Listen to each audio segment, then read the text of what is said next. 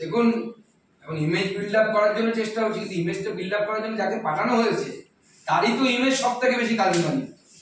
তার বিরুদ্ধে তো গরু পাচার থেকে শুরু করে এমন কোনো অভিযোগ নেই যে তার বিরুদ্ধে কোনো অভিযোগ মানে মানুষ অভিযোগ করেনি।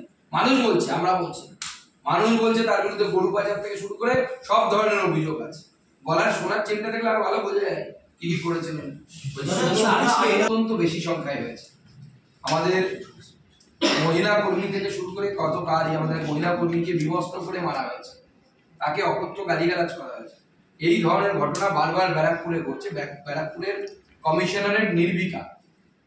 আমি কমিশনারেটের যিনি মাথায় আছেন তাকে অনুরোধ করব যে উনি যেন উপযুক্ত ব্যবস্থা নেয়, এবং বিশেষ করে ওখানে যিনি সাংসদ জিতেছেন, তিনি তো অভিনয় করে, তিনি তো বুদ্ধিজীবী গোছের হয়। অভিনয় করলে পশ্চিমবঙ্গে সবাই বুদ্ধিজীবী হয়ে যায়।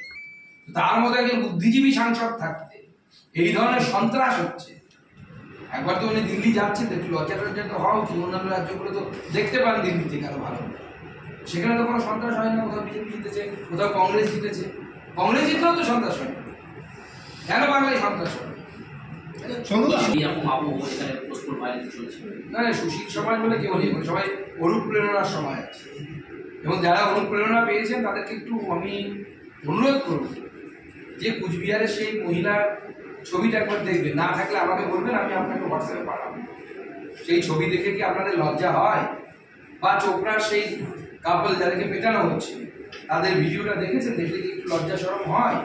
নাকি ওগুলো সব বিক্রি করে দিয়ে এসছেন কালীঘাটে? যদি বিক্রি করে দিয়ে থাকে তাহলে আমার কিছু বলার নেই।